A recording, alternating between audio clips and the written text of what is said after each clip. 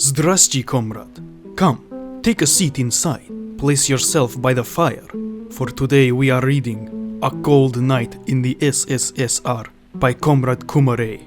Make yourself some chai, have some borscht from babushka's pot, and settle in. For today we read a story about Jin Kisaragi and Iron Tiger, two men on opposite sides of the communist revolution, who meet in a shack on a cold night.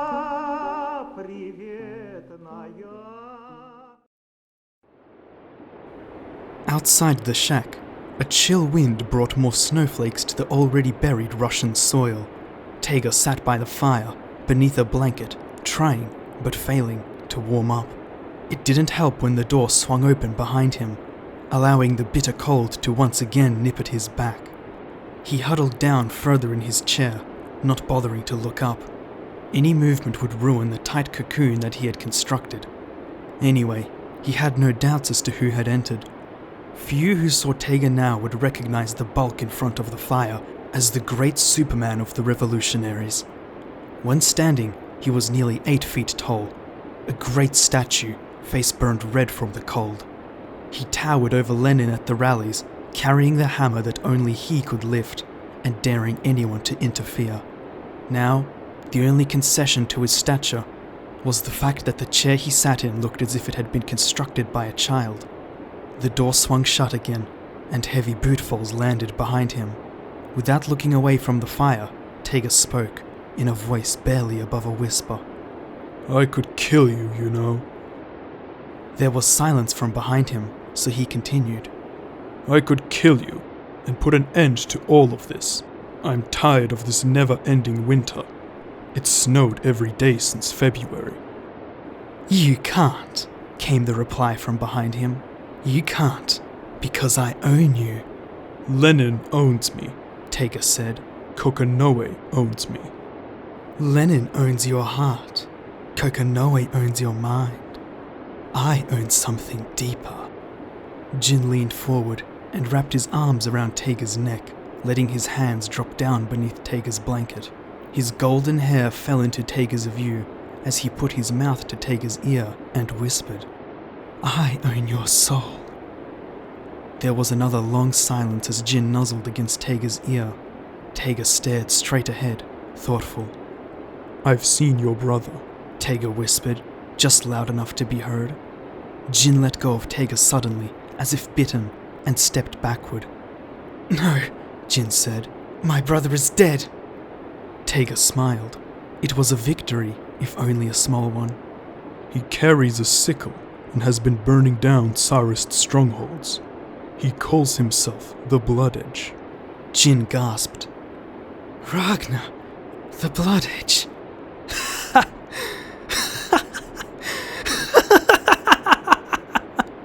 Jin began to laugh. It wasn't normal laughter, but a kind of desperate barking, as if he were having convulsions that he couldn't control. I'll kill him, he said, interspersed with the laughter. I'll kill him! I'll kill him! I'll kill him! You'll lose, Tiger said, still staring at the fire. There was a whisper of steel, and the room suddenly went very cold. Tiger stood, squared his shoulders, and turned to Jin. Jin was panting hard, eyes darkened by the hair that fell in front of his face.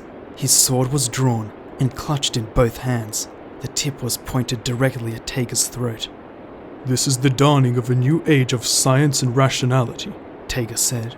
We have no more need of Tsars.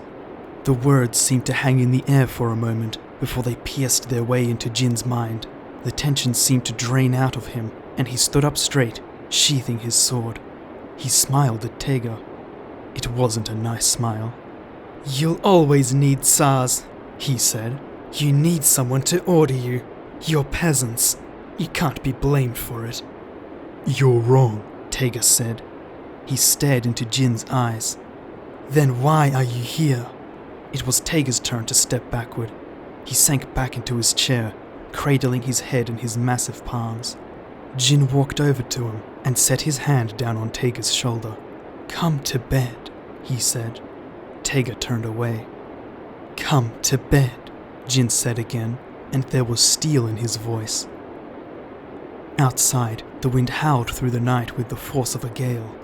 Around Russia, those who had blankets pulled them tightly around themselves. Those who didn't woke up with white burns on their skin. In the morning, Jin awoke wrapped in the huge cradle of Taiga's muscles. He pulled himself free and stood up. He dressed in his military uniform without a jacket or hat. He strapped his sword to his side and stepped into his boots.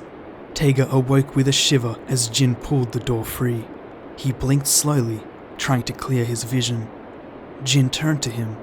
"I left you a present," he said. "It's outside in the snow, so it should be well preserved." "Goodbye, Taiga."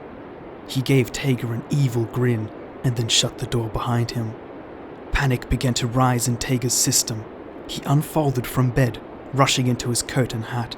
He ran out into the snow and began to dig. It took 15 minutes to find what he was looking for.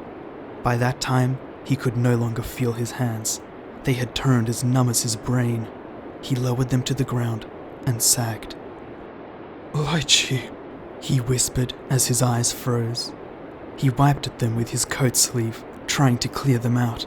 Then he walked back inside, closed the door, and held his hands over the fire, defrosting them. He would need them if he was going to find Jin.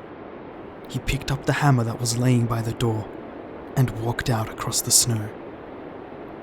The end. that was a wonderful story. Spasiba, comrade, for joining me on this cold winter night. Please, leave your mug by the chainik, and if you ever need respite from the cold Russian winter, my door is always open for you, comrade.